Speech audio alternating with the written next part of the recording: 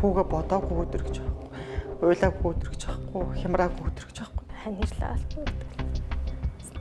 Хамгийн том зовлон гэдгийг л яс махараа би мэдэрч байна. Одоогоос жил гарны өмнө Баянзүрх дүүргийн нутаг дэвсгэр Дүнжин гарын уулзуур дээр томог хэмжээний осол гарсан. За энэ иргээг бол Дүнжин гарын ирэг гэж олон нийт ярьж байгаа.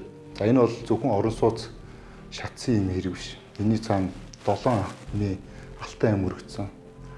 Олон амьдын ахцал үйлдсэн юм хэрэг байна. Тэгээд Эглэлиз бол энэ хэрэг гарснаас хойш бүхэл явдлууд дээр очиж сурвалжлага хийж байгаа. Тохирогчдод уулзж байгаа. Энэ хэрэг хэдэн яаж өрнөж байгаа тухай явцын талаар сурвалжлага хийгээд явж байгаа. Тэгээд энэ бидний хийж байгаа нэвтрүүлэг бол шүүх хурлаас арай өмнө гарч таарч байна. Тусгай сурвалжлагын энэ удаагийн дугаар бол энэ 7 аймыг яах вэ? Энэ хүмүүсийн охирлыг яах вэ? Энэ тал руу чиглэсэн ийм нэвтрүүлэг болсон. Нэвтрүүлгээ хүлээж авч үзсэн.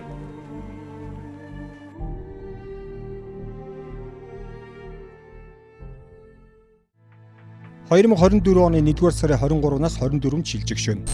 Баянзүрх дүүргийн 26 дугаар хороо Дүнжин гарын худалдааны төвийн баруун урд байрлах 4 замын уулзуур шөнийн тэг 1 цаг болж байлаа.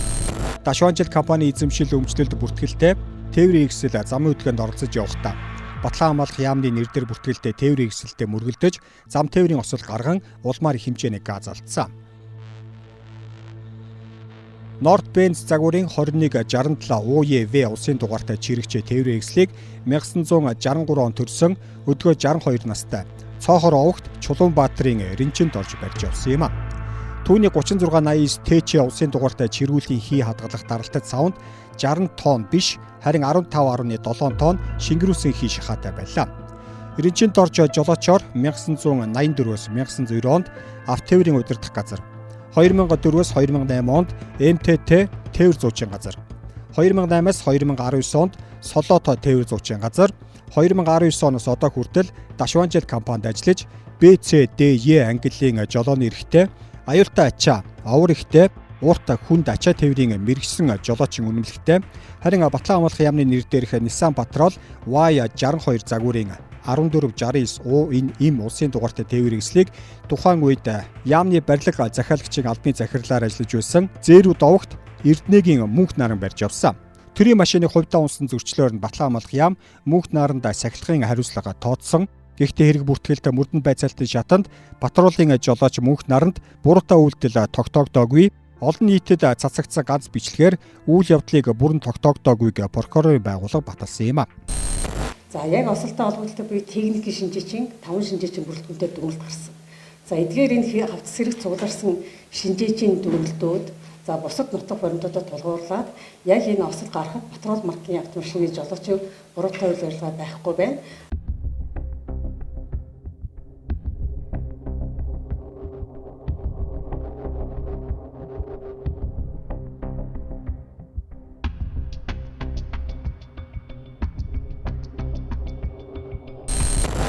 За бид Дүнжин гарын уулзуур дээр энэ одоогоос жилийн өмнө ослуулсан.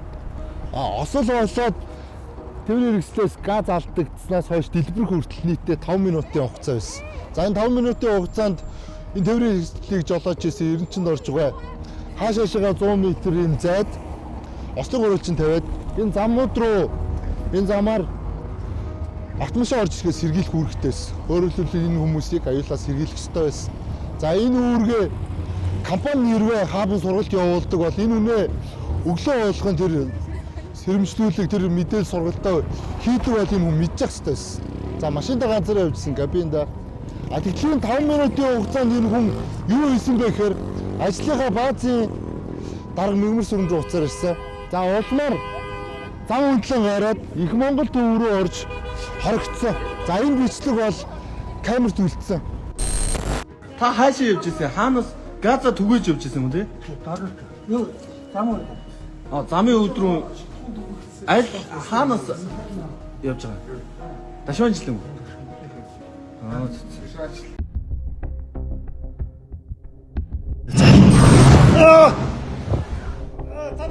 Цана.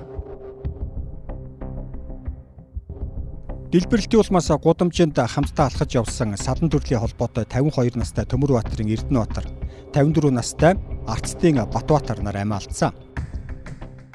Хоёулаа хүнээ маамын хөлөөллийн шүний доон хийлээ яга мосно арахан хэмана дооныг дараага мөн 3468 уу энэ им улсын дугаартай Toyota Allion маркийн тээврийн хэрэгсэл жолоодож явсан Батсүрэнгийн Сүхбаат 4453 UB9 улсын дугаартай Toyota Crown маркийн автомашин жолоодож явсан 18 настай Сэргэлэн Баатар галын дуудлагаар дөнгөж ирсэн Баянзүрх дүүргийн онцгой байдлыг хилцэн гал унтраах 63 дугаар анги аль пагчд болох ахлагч Амгалан Баяр, ахлагч Бар Сүрэн, ахлагч Төвшин Түр нар дэлбэрэлтэн дүртэж амь насаараа хохирсон юм а.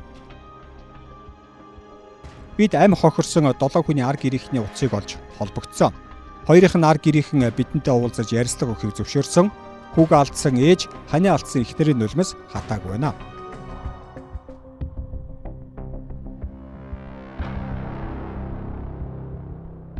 Талигаач Сүхбаатын 3 хүүхэдтэй. Өнчирч үлдсэн хүүхдүүд нь өнөөдөр 8, 13, 19 настай. Хоромхон зуурын дэлбэрэлт Батчимэг бүсгийн 9-р ангиас үргэсэн 20 жилийн ханыг нь авч одсон. Хариуцлагагүй хүмүүсийн үйлдэл энэ айлын амьдралыг орвонгоор нэргүүлжээ. Тэр ингээд тослохаараа одоо жил гаруй болчихлоо тийм. Тэгээд энэ ажин дээр ямар өөрчлөлтүүд гарч байна? Гэр бүлийн халуунд бол уур амьсгал гэдэг юм манай төрсөн байх байлцсан. Аав ээж байдгүй та. Байхгүй шүү дээ.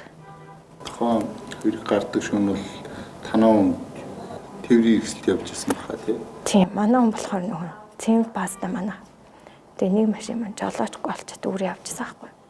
Тэгэл гэртээр нэг цаан хүнд идчихэл гэрээс гарч явал ерөөсөй 10 минутын дараа л тийм болсон. Тэгээд тухайд би тэгтээ тухайд яг нөхрөөгөө энэ дотор шатж байгаа тэл гэж би амар хайж.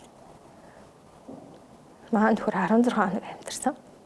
Эхний 4 хоног бол ухаантай байсан. Тэгээд нөгөө нэг айгүй олон талбай буюу арьсныхаа 80-аас 85-аас 90% алдсан байсан байхгүй. Тэгээд угаасаа найдваргүй гэл тэгэл нараа тагийн хүндрэлүүд үсэл. Тэгэл яг битүүнд нас орсон. Тэгээд тухайн үед болохоор би ажилгүйсэн байхгүй. Тий. Эрүүл мэндийн шилтгаантай ажилласаа гарч байсан. Ер нь манай амьдралыг маань нөхөр авч явдаг байсан. Тэгээ би бол угаасаа хэмжиж идэгсэн хэмжээний цалин тийм анхааралтай биш шүү. Амьдралд хүрэлцдэг. Тэгээ нөхөр маань ер нь манай амьдралыг залгуулдаг. Гол тийжэгч гэдэг байгаа шүү дээ. Тэгээ тийм хүн байсан баг. Тэгэхээр амьдрал ахын хувьд одоо тийжэгч алдсан гэр бүл ямар ах вэ тий. Тэгвэл одоо нөгөө нэг ер нь тэгэл нас орсноос нь хойш айгүй олон асуудлууд үүсэж байгаа байхгүй. Жишээ нь манайх ипотекийн зээлтэй байртай. Дээрс нь янз янзын нөгөө бизнесийн зээл гэл бас ингээд нөгөө нэг ямар нэг ажил хийж л байгаа юм чинь янз янзын проблемд айгүйх байсан. Тэгэл яг нөхөр ингээд нас орсны дараа л үнэхээр одоо ингээд нэг амин тусан асуудлууд хоолой дээр тулаад ирж байгаа байхгүй. Одоо энэ яаж жоохон тэр одоо зээл юм одоо зохицуулж байна. Зарим зээлийн бол зогсооцсон байгаа. Тий. Одоо энэ чинь нөгөө нэг нас орсноос хойш 1 жилийн дотор 1 жилийн дараа өв ирэх гэдэг юм үүсдэг учраас тэгээд мэдээж нөгөө өв ах юм бол бас үнсэн өрийг бас авах хэрэгтэй юм шүү дээ тий. Тэгээд ер нь бол одоо яг л нөгөө жилийнх нь болж байгаа учраас тэр болгоо ер нь бол хаашилсан тэгэл хүлээгдэл тэгэл байж. Яг бидний нас нь бол үнээр ханирлаа алтна гэдэг. Тэ хамгийн том зовлон гэдгийг л одоо яасан бахараа би мэдэрч байна. Сэтгэл зүйн хувьд л манайх үнэхээр хэцүү л. Тэгэл хүмүүс надад дөнгөж 19 тэр. Ингээл 1 жилийн дотор цав өстө олцсон. Нойргуудалтай. Төрүүлж үсгсэн үрээ бусдын буруугаас алдсан ээж сүм хийд бараадан сэтгэлийн зовлонгоо нэмгэлхийг оролдоно. 18 настай Сэргэлэн Баатар тэр орой ахта туслахаар явж байгаа дэлбэрэлтэнд өртсөн. Хүү удмаа дагаж том машины жолоо мушгиж аавхаан ажилд туслана гэдэг байжээ. Би өнөөдөр бүтэн жилийн туршил өнгөрөх надад би хүүгээ бодоогүй өдөр гэж байхгүй. Уйлаагүй өдөр гэж байхгүй. Хямраагүй өдөр гэж байхгүй. Одоо ч гэсэндээ ингээл энэ тэнд ингээл явж хат хүүгээ ингээл харахад нэг адилхан хүн явж байгаа чи тий. Тэгэл заримдаа нэрэ бурхан хүртэл гомдох юм биш. жоохон ч гэсэн амьдруулчихгүй тий. Ядаж ингээд нэг ихтер аваад нэг найз охинтой болгоод тэний тиймэрхүү нэг жаргал зовлон би бас нэг мэдрүүлээд тий нэг хүний чинь бас нэг тэгж болно үсттэй тэгээд бурхан яагаад ингэж муу хатан онддаг юм болоо гэдэг бодол байгаад байгаа байхгүй. Яг нөгөө гэрээс дуудагдаад эмнэлэгдэр очиход миний хүн яг боолтонд ороо гарч ирж байсан байхгүй. Тэгээд эмч намайг ихчээ таараас дагаад ороорой гэд тэгэхэд миний хүн сэрэмс. Тэгээд ээжээ та 50 багаарэ.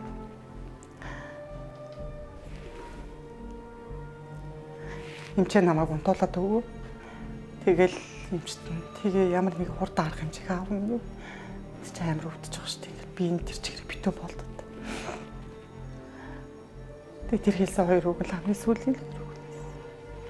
Нөхөө хонхныхаа баярыг хийгээд 2023 оны төгсгч хийж байгаад сургуулийнхаа ингээд ямар хөөрхөн нүдэрээ инээсэн миний үуч нэг ийм хөөрхөн залуу байлаа.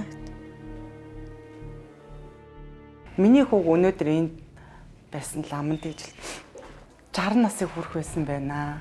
Энэ бол цэвэр зүгээр гай байлаа гэж хэлсэн ш талтан сан дээр нь. Тэгэхэд өнөөдөр би хүүхдээ оршуулаад сууж явах байсан юм уу? Тэ. Миний би хүүгээ 60 нас хүрэж байхад би хэдтэй авах байсан юм. Тэгэхэд миний хүү миний ажил явдлыг хийгээд ээж маань сайхан наслаа да. Ээж манастаа бид нартайгаа сайхан байлаа да гэд сууж явах байсан хүүгээ өнөөдөр би ийм жоохон мань алдчихад хүүдэд зориулаад ингээд сууж нэгдэг бол ямар амар байх вэ тийм ээ.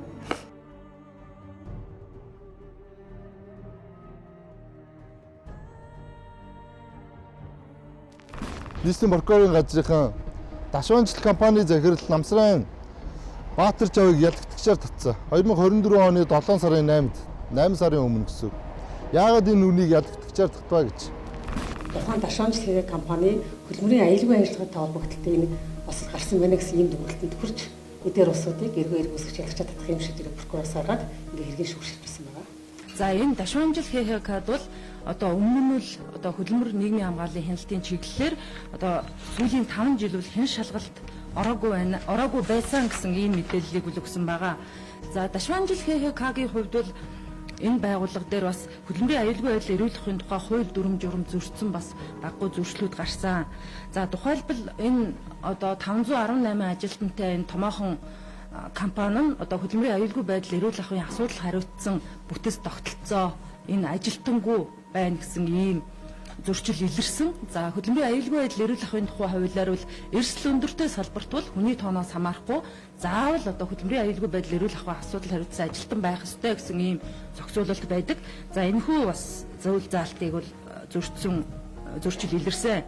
За энэ одоо ажил олгогчийн үүргээвэл биелүүлээгүй ийм зөрчил илэрлээ. Хөдөлмөрийн аюулгүй байдалтай холбоотой зааварчилгаагаа өгсөн юм уу? Та бол аюултай ажлаа тээвэрлж яваа учраас ийм дүрм журам заасны дагуу хөдөлгөөнд ингэж оролцсон. Хэрвээ аюултай нөхцөл байдал учирсан тохиолдолд ийм зохицсны арга хэмжээг авна шүү. Гэдэг байдлаар нөгөө хоолтой хамааралтай ажлуудаа хийсэн бол хэрвээ хийгээгүй бол энэ нөгөө шалтгаан толгой болж байгаа юм гэсэн.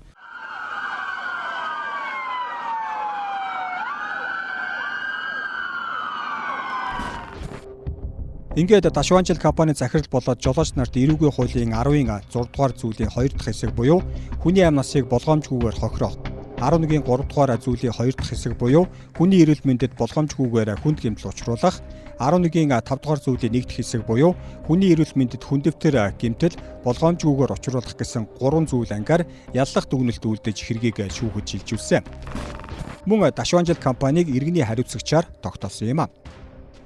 Дэлбэрэлтийн улмаас 7 хүний амир үлдснээс гадна TIG-226 УНУ улсын дугаартай Toyota Land Cruiser 200 маркийн автомашинтай явж байсан Ариун Баатар Даштава, Гал Бадрал, Дүл Бадрал нар мөн 6673 УБТ улсын дугаартай Toyota Prius 20 маркийн автомашин жолоодож явсан Гамболд нар түлэгдэж эрүүл мэндэд нь хүнд зэргийн хохирол учирсан.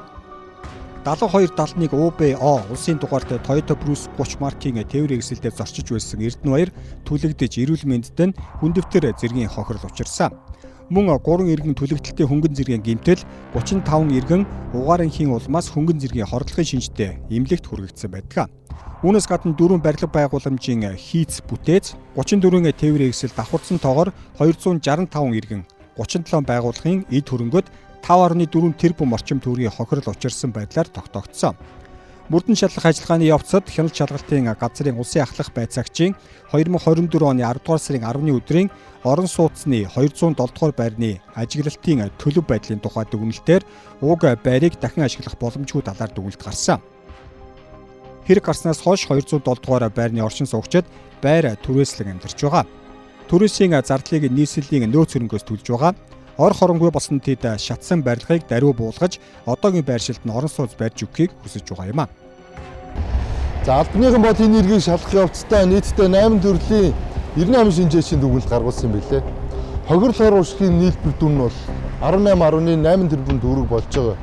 Задгааг нь одоо танилцуулъя.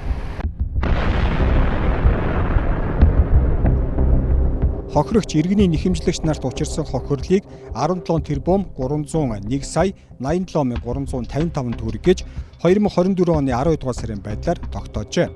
Амь хохирогч нарт 108 сая 745,383, гэмтэлтэй иргэдэд 232 сая 414,928, 207 дугаар байрны айлуудад 14 тэрбум 728 сая 79,121, Сааны 5 хотхны 830 дугаар байрны айлуудад 106 сая 330,480, 830 дугаар байрны аж ахуйн нэгжүүдэд 213 сая 921,946, тээврийн хэрэгслүүдэд 913 сая 417,300, гудамж талбай нийтийн эзэмшилд 208 сая 976,849, E-som компани 5 давхар сургуулийн барилгад 782 сая 361,348, иргэний нэхэмжлэгч Чадраа балда 6 сая 750 мянга, иргэний нэхэмжлэгч Чүлтэм сүрэнд 90 мянган төгрөгийн хохирлын үнэлгээ тооцжээ. Хохирогч нарын сэтгцэд учирсан хор уршиг. Хөдөлмөр үүсний доод хэмжээ өнөөдрийн байдлаар 660 мянган төгрөг байна. Амь хохирогч 7 хүний ар гэрт тус бүртэн хөдөлмөр үүсний доод хэмжээг 150 дахин нэмэгдүүлсэнтэй тэнцүү хэмжээний төгрөг олгуулахаараа тооцоолол хийжээ. Энэ нь тус бүр 99 сая төгрөг болж байна. Дэлбэрэлтийн улмаас хүнд гэмтэл учирсан Гал Бадрал, Дүл Бадрал нарын ахан дүүс. Тэдэнтэй хамт явж байсан Даш Даваагийн сэтгцэд учирсан хор уршигыг 4-р зэрэглэлээр буюу хөдөлмөр хөлсний доод хэмжээг 23-аас 45,199 дахин нэмэгдүүлсэнтэй тэнцүү хэмжээний төгрөгөөр тооцсон байна. Гал түлэгдсэн Гамболд Ариун Баатар нарт 2-р зэрэглэлийн хор уршиг учирсан хэмээн хөдөлмөр хөлсний доод хэмжээг 1322-оос 2299 дахин нэмэгдүүлсэнтэй тэнцүү. Хохирогч Эрдэнэ Баярын хүндэвтэр гэмтэлд хор уршигийн 1-р зэрэглэл буюу хөдөлмөр хөлсний доод хэмжээг 499 дахин нэмэгдүүлснээр тооцсон байна. Хор уршигийн хэмжээг шүүх тогтоох боловч тойм байдлаар 1.5 тэрбум төгрөг байхаар тооцоолжээ. Дашванчлал компанийн нэрээр 78 үйл хөдлөх хөрөнгө байна. Захирал Баатар Жавийнхын нэрээр бол 18 үйл хөдлөх хөрөнгө байна. Бас 2 автомашин. Тээврийн хэрэгслийн жолооч Эрдэнэчин дорчийн нэрээр 1 тээврийн хэрэгсэл байна. За энэ өмч хөрөнгүүдийн бол шийдвэр төлөвлөгөөний хязгаарлагдсан байна. 2024 оны 11 сард. За өөрөөр хэлбэл энэ хугацаанаас хойш бусдад зарах, бусдын нэрээр шилжүүлэх ямар ч юм хөдөлгөөн хийгдэггүй гэсэн. Хохирсон хүмүүсийн хохирдлыг дараа нь барагдуулахад ингэж бэлтэж байгаа ийм ажил болсон байна. Бид нар шүүхийн урьдчилан хилцүүлгийн зартаа танилцсан. Дашванчлалын 6 өмгөөлөгчтэй. Харин энэ хохирогч нар олон хохирч байгаа шүү дээ. Энэ хохирогч нар 2хан өмгөөлөгчтэй дундаа. За энэ өмгөөлөгч цөөхөн дээрээс нь энэ хүмүүс хуулийн тодорхой мэдлэггүй хүмүүс зөндөө байгаа юм байна. Тэгэхээр энэ хуульчдаас асуух асуултуудыг бид нар зарим нь тэмдэглэж яваад өмгөөлөгчөөс мэдээлэл авсан байгаа. Одоо энэ мэдээлэл үргээ. Энэ мөнгө дүнг одоо тэр компани захирал ажилтан гуравт одоо ингээ хуваачтай юм, тэнцүү хуваачтай юм, ер нь хувийн яаж тооцдог? За, ерөнхийдөө бол тэнцүү хуваагаа шийддэг. Тэнцүү хуваагаа шийддэг. Гэтэ бол тэр Дашванчлал компани жолоочийн захирлыг одоо бол эгийн буруутай гэж тооцож байгаа учраас шууд хохирол тэнцүү 3 хуваагдана гэж ярихад бол эрт байхгүй. Яагаад бол эгийн бурууг шүүх шийдэх учраас. Гэхдээ хэрвээ шүүхээр эгийн буруутай гэж үзчихвэл 3 тэнцүү хуваагаа шийднэ. 2 яллагдагч 1 иргэний өрсөж байгаа тохиолдолд. Одоо эрүүгийн хэрэг шийдвэрлэх замаараа иргэний тэр асуудлыг гэдэг юм хохирол уршигын асуудлыг заавал шийднэ. айлч тохиолдол хамгийн дөрөнд бол хуулиараа ажил олгогч буюу компани хариуцлага хүлээхийн нөхөн төлбөрийн асуудал дээр иргэн хуулийн 498 дээр бол байгаа. Ажил үргээ гүйцэтгэх явцад одоо бусдад тохиолдуулсан бол ажил олгогч нь хариуцнаа гэдэг. За дараа нь яг хуу ажилтан ажил олгогчийн хооронд нөгөө нөхөн төлбөрөө гаргуулах асуудал бол яригдана. За энэ тохиолдол бол ажилчин хэрвээ одоо элтэд болгоомжгүй эсвэл санаатай одоо үйлдэлийн улмаас бусдад тохиолдуулсан байвал хариуцна. Тийм биш тохиолдол тийм ээ яламгүй болгоомжгүй ч юм уу иймэрхүү тохиолдол бол ажилтны хувьд бол хариуцлага хүлээхгүй. Тэгэхээр ер нь бол аль ч тохиолдолд компани бол хариуцна. Хэрвээ үнэхээр компанийг буруутаа гэж үзэх юм бол амь нас хэрвээ хохирчих юм бол 100% гэдээ явчих шүү дээ. Тийм 150 дахин нэмэгдүүлэх эсвэл залуу нас урсан байх юм бол аль ашигтай хөлбөр гэдгээр нөгөө хөдөлмөрийн өсний доод хэмжээг 5 дахин үржүүлээ. Тэгээд дундаж наслалтаар үржүүлээд явах энэ хөлбөрөө сонгоод явна гэсэн. Иргэд бол энэ дээр маш анхаарах хэрэгтэй. Эд хөрөнгө дээр зүгээр эргээд ярихад бол бид нар нөгөө түрээсийн зардлууд ч гэдэм үү шуудаас хохирлын асуудал дээр яаж энийг баримтжуулах вэ гэдэг асуудлууд байгаа шүү. Тэгэхээр баримтжуулах хэд хэдэн аргуудын нэг бол өөрөө юу гэх нотлох баримт бүрдүүлэх арга бол өөрөө гэрчийн мэдүүлгүүдээр тодорхойлогдож явах хэрэгтэй. За хоёрдугаар тухайн байранд бас нөгөө амьдрах боломжгүй болсон гэдэг онцгой байдлын дүгнэлтүүд бол мэдээж хэрэг гарч байгаа шүү дээ. Тэрний улмаас энэ байранд амьдарч болохгүй болж байгаамаа гэдэг энэ нөгөө үр дагаврууд гаргаж байгаа. Тэр нөгөө нотлох баримтуудаа бүрдүүлнэ. За тэгээд араас нь бол мэдээж хэрэг нөгөө бичгэн баримт буюу түрээсийн гэрээнүүд байх хэвээр, төлбөр төлж байгаа баримтууд байх хэвээр. За эд хөрөнгө дээр бол тухайд худалдаж авч исэн баримт байвал сайн. Баримт нь байхгүй бол нөгөө зах зээлийн аншаар үнэлэх үү эсвэл өртгийн үнэлгээний аргаар үнэлэх үү гэдгээс хамаарат шинжилгээний байгууллага өөрөө нөгөө дүгнэлт гаргаад үнэлгээнд дээр нь үнэлэлт төнгөлтөө явуучих واخ. Тэгэхээр энэ аргачлалын дагуу одоо нөгөө үнэлгээнүүд гараад явна. Тэгэхээр иргэд бол яг энэ зүйлсүүдээр л анхаарахад юу болно л гэсэн үг. За цаашлаад магадгүй тэр нөгөө өвлөгчнөр болоод гэр бүлийн гишүүд донд насан туршийн хүүхэд байх юм бол нөгөө тэжээн тэтгэхтэй холбоотой асуудлыг мөн адил одоо тэр насан туршидтэй үүрэх хүртлэх тэжээн тэтгэх үүргийг бас зохицуулсан байгаа. Тэгэхээр нөгөө нэг ийм одоо хохирлуудыг ер нь бол барагдуулах юм боломжтой байгаа. Нотлох нэхэмжлээд байгаа хохирлын нотлох хоримтууд нь нотлох хоримтын шаардлага хангаагүй бол хэрэгсэхгүй болох чинь. Эсвэл хилцгээс татгалзаж чинь. Энэ хоёр өөр дагавартай байхгүй. Нэхэмжлийн шаардлагыг буюу тэр нөгөө хохирлыг 18 тэрбум төгрөгийн хохирлын магадгүй 1 тэрбум төгрөгийн хохирол шаардаад байгаа баримтууд нь хуулийн шаардлага хангаагүй байвал энийг иргэний шүүхэд нэхэмжлэгээд хэрэг хилцэхгүй орхиж болно. Хэрвээ хэрэгсэхгүй болгочвол энийг иргэний шүүхэд нэхэмжлэх хэрэгээ алдчихдаг. Тэгэхээр одоо бол яг энэ хэрэг дээр ажиллаж байгаа одоо оролцож байгаа хохирогч нар гэсэн үг шүү дээ, тийм. Шүүхэд гаргаж өгсөн хохирлтой холбоотой нотлох хоримтуудаа маш сан шалгах хэрэгтэй. Хуулийн шаардлага хангасан байна уу, хангаагүй байна уу гэд. Хэрвээ хилцээд нотлох хоримтоос хохирол нөхөн төлөвлөхөөс хэрэгсэхгүй болгочвол бид нар энэний асуудлаа дараа нь иргэний шуурмаар нэхэмжлэх хэрэгээ алдан шүү гэдгийг ойлгож авах хэрэгтэй гэсэн. За тэгэнгүүт энэ дээр нэг ийм асуудал гардаг. Нөгөө этгээд бол ялаа аваад шоронд орчин тий. Тэнгүүд нөгөө одоо хаана шүүхэд хандах вэ гэдэг асуудал яригдэж шээ иргэний журмаар хандахаар. Тэнгүүд нөгөө ял эдэлж байгаа газрынх нь харьяа шүүхэд хандна гэсэн үг. Одоо иргэд хэрвээ нэвтрүүлгийг үдчихвэл тийм асуудал гарч магадгүй гэсэн үг шүү дээ. За тэр шүүхэд нь иргэний журмаар хандаад шийдвүүлж болно гэсэн үг. За тэгвэл нөгөө нэг асуудал яригдсан дахиад нөгөө хор хохирол уршиг бодитоор хизээд хэрэг юм авах юм бэ гэд. Тэгэхээр хөрөнгө байвал шүүгийн журмаараа нөгөө шийдвэр үүсгэлээр шийдвүүлээд авчна. Чадахгүй бол хүлээн л гэсэн үг байхгүй, өөр асуудал байхгүй. Манай бэр 3.520-оор үнэлсэн метр квадратын. Тэгэл та нар бодохгүй тий. Тэгээд доторх эд хөрөнгийн үнэлгээ, машины үнэлгээ бүгд л дандаа юм унсан. Тэр нэг ингээ одоо жишээлбэл нэг угаалгын машин байлаа гэхэд нэг 500 мянга ч гэдэг юм тий. Гэхдээ нэгэнт үнэлгээгээр ингээд тогтоогцсныг шүүх бодиттой байна, үнэлэлтэй байна гэж үзээд шийдчихвэл тэрнтэй холбоотой хэсгээ дахиж нэхэмжлэх бол эрхээ алдна л гэсэн. Давах дээр бол хохирол нөхөн төлбөртэй хэмжээт холбоотой хэсгээр бол өөрчлөлт оруулж болно шүү дээ. Шүүгээ өртсөн хэлцүүлгээс хэрвээ мөрдөн байцаалтанд буцаачвал тэрэн дээр нэг үнэлгээтэй холбоотой хэсгээр гомдол гаргаж амжаагүй байсан бол дахиж хүсэлтүүдээ гаргах боломж нь бол байгаа. Яг тэр тохиолдол нөгөө үнэлгээнд дээр юу дахин үнэлж болно л да. Өөр компаниар ингээд одоо үнэлгээ нь ингээд эргэлзээтэй байна гэдэг. Үнэлгээг чинь бас л ялгаагүй одоо хүсэлт гаргаж хийж томилуулна л да талууд. За эсвэл яг хуу бас шүүгээ өөрийн санаачлахаараа ч гэсэн бас үнэлгээг бас үнэлгээчнийг томилж болно. Хэдэн тэрбумын асуудал яригдж шít. Тэгэх юм бол нөгөө жолоочийг өөрөө хөрөнгөтэй болтол бид нар хүлээгээс зүгээр арга байхгүй гэсэн. Шийдвэр үүсгэлийн дараалал асуудал яригддаг.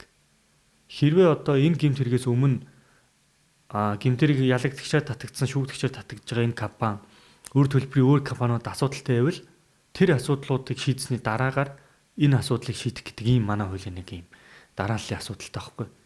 Шийдвэр гүйцэтгэлээр очино, нөгөө компани өөртөө идэг. Тэгэл нөгөө урдлын өрөө төлөөг байгаа учраас хойдлыг нь хүлээгдэж явчихна гэсэн үг.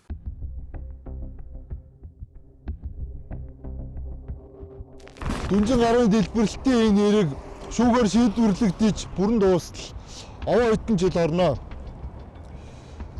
Ямар ч гэсэн эрүүгийн 3 шатны шүүгээр явна. Иргэний 3 шатны шүүгээр явна. За тэгжээж энэ хүмүүс тэр өөрт учирсан хор хөрлөө нэхэмжилж барагдуулж дуусгах байх. Цааш нь дахиад нөгөө шүүгийн шийдвэр гүйцэтгэх байгууллагын шат дамжсан удаан ажиллагаа явна. За тэр нь бас хэдэн жил байхыг бас мэдэхгүй. За нэг л юм байна. Энэ хүмүүст учирсан хохирлыг бүрэн барагдуулах ёстой. За үнэлгээнд дээр энэ хүмүүс бас ярьж чинь тийм ээ. Ямар ч гэсэн энэ хүмүүсийн хохирлыг л яаралтай барагдуулах ёстой. Энэний төлөө шүүх прокурорын байгууллага ажиллаж байгаа гэж найдаж байна. Игэл телевизийн тусгай сурвалжлага энэ төрөйд өндөрлж байна.